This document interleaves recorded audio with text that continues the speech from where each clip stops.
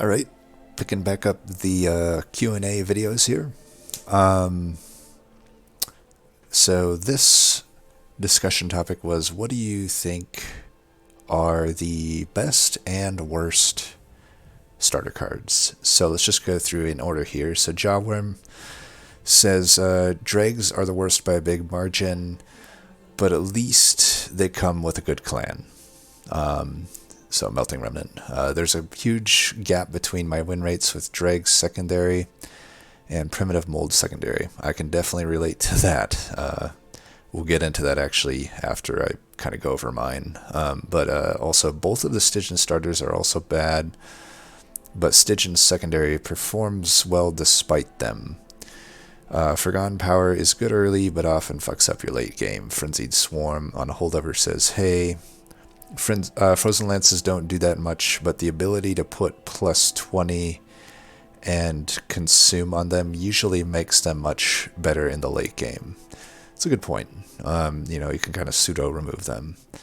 The best is a tougher call for me. Probably Primitive Mold over Fracture, simply because Wormkin has some issues as a secondary clan. Best primary clan, worst secondary clan for me. I gotta be honest, I totally agree with that. I have another discussion topic that I don't know how to format it, but I kind of want to get into Wormkin as a secondary at some point, because I do really agree there. I think Wormkin as a secondary is rough. But I also like both Root Seeds and Restore, and Queen Simplings are great if I'm not playing Stygian or Wormkin. Yep, can definitely agree there. All those three are definitely in my running for best starter card. Then Light Finnick says, best for me is easy Root Seeds. I've never played a game where it was a priority removal for me. I can't say that about any other starter. You'll always have value at Merchant of Magics. You'll always have targets for Echoes. It lets you be more flexible about not taking draw gems. It's definitely true. And one of the nice things about Root Seeds is you can often take Pip or Ember. You don't have to, Root Seeds represent draw upgrades in themselves, especially if you take like Ember. It does hurt the initial draw, I find, but once you get going, you essentially have a draw upgrade, and now you just have more flexibility with where to play or where to place your Ember. Worst is a little more uncertain for me. Last Divinity, it would be Plink. Yeah, I agree there. Plink used to really suck. It's still not great, but I feel like it's better now. It gets a huge boost from the shard upgrades. Yep, definitely agree there. And even I think Surge Stone, it remains relevant with Surge Stone, while other cards I don't think do. It becomes flexible, even as just finishing off like sometimes you'll clear a wave, but there's like a heavy tank that is left over, and Plink is great at finishing those off if you have upgrades on it. I think today I would say Shade Splitter. For what it gives you, I think it should be a 0 cost. I could get behind that. Shade Splitter's a tough one. It's like, I like the reliability of it for if you do have to roll into Umbra, but when you don't go Umbra, it's such a useless card. It would be nice if it didn't cost Ember, because it's just a completely unreliable card in what it gives you. Roll Fizzle Beef says, I'll put in a vote for Fracture as the best starter here, especially as a secondary. I greatly value backline removal, and the fact that Fracture can function throughout the entire game, especially punching through Spell Shield in the Divinity fights, really sells the card for me. Definitely can agree with that. It's one of the few starter cards that it's like, oh wow, this still is doing things, right? Like, it actually can kill things. It's also great early game. Probably the best possible answer to the 9x2 Doom Archers early, allowing you to play very aggressively. Yep, agreed there as well. You're not, like, when you have Fractures, you're not too worried about taking those 15 shards. Weakest starter, I might even add, you can even sometimes take on the Armor Trial on top of that with Fractures. That's just how powerful Fractures are. Weakest starter for me is probably Frozen Lance. But honestly, I consider Shade Splitter a close second, especially as a secondary. Splitter is poor for scaling because 50% of the time it's Rubber Morsel, which is a measly +1/+1. Yep, definitely feel that. And really only pops off with Shroud Spike. Also feel that. And you have to have basically the Shroud, spell chain version on top of that and another morsel combined with it.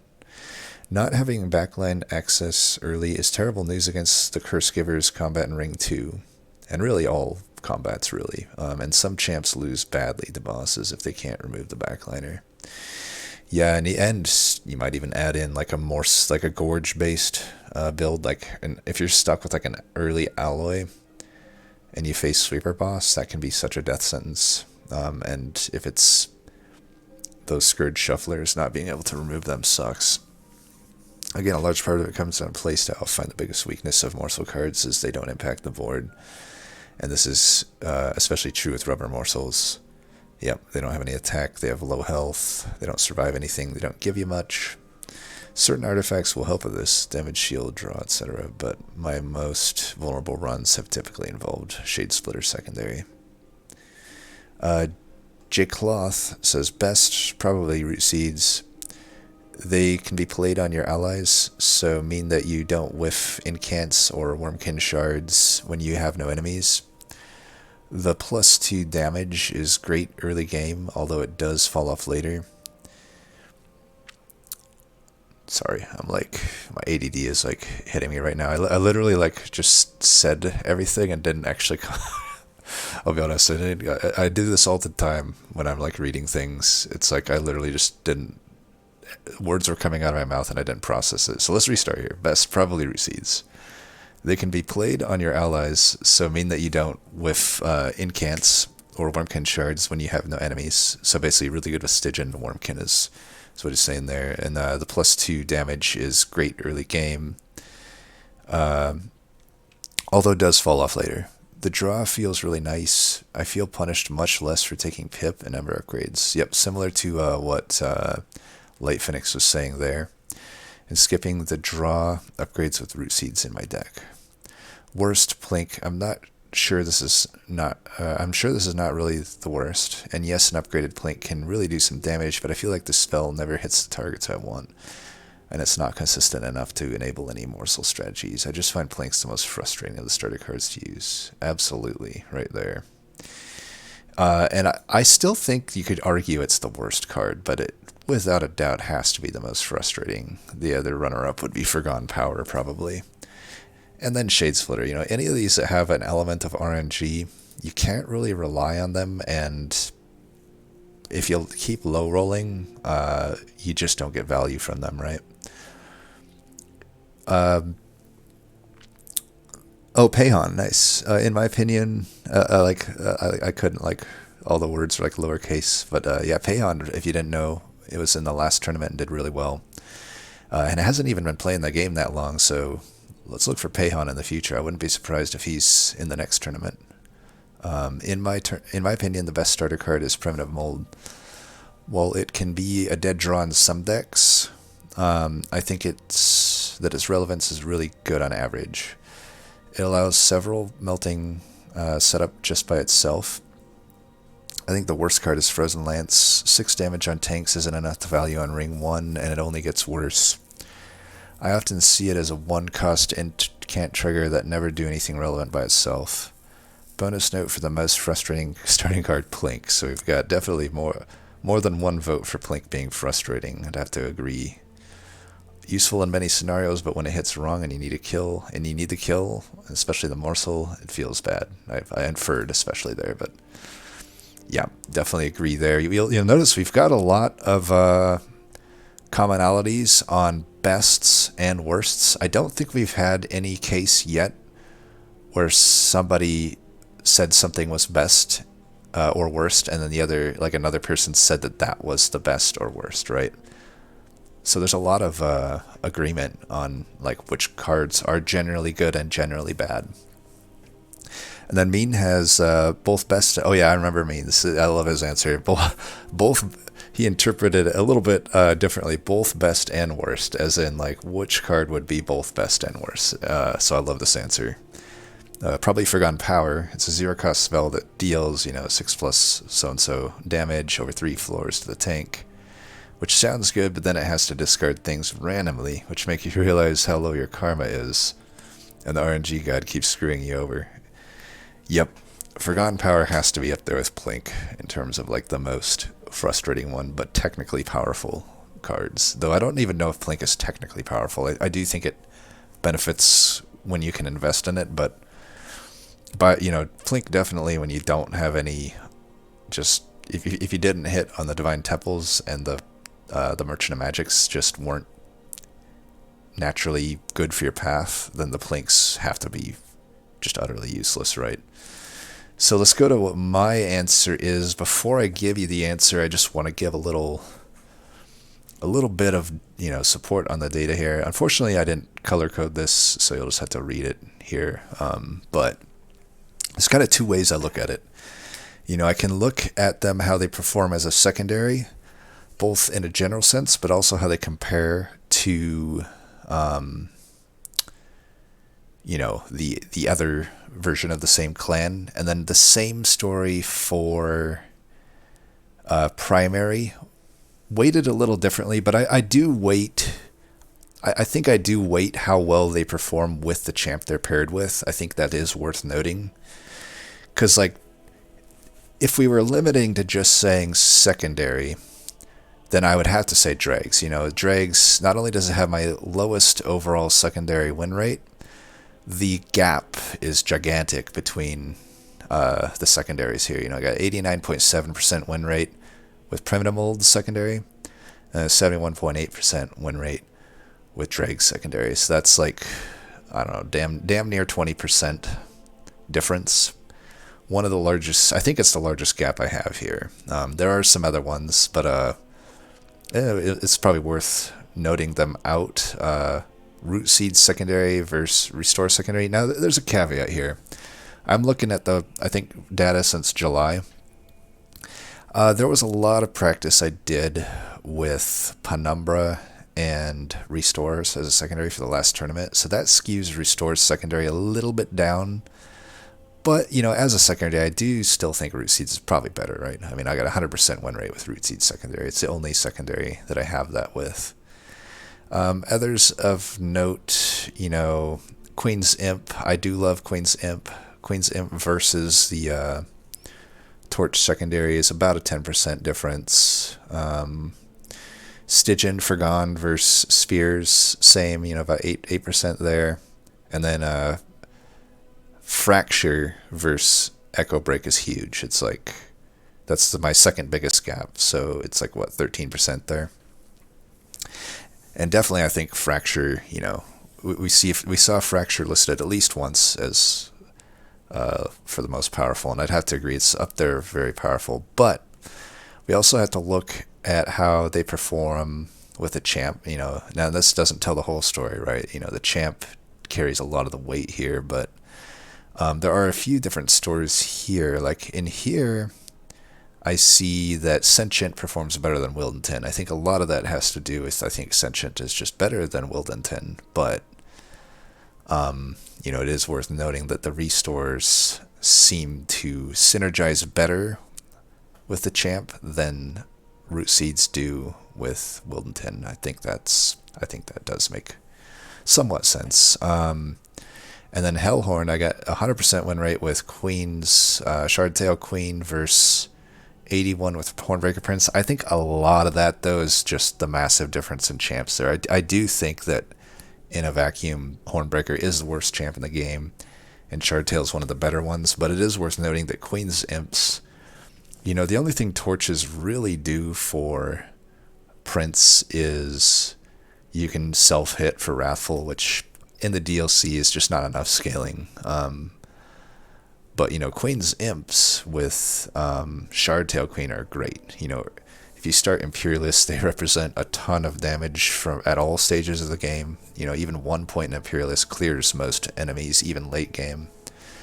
And in general, Queen's Imps are just going to be good for Shardtail. It'll also cost 0 if you have a point of Imp Parade. And And then, we talked about dregs as well. I do think dregs are pretty good with, what is it, Rector.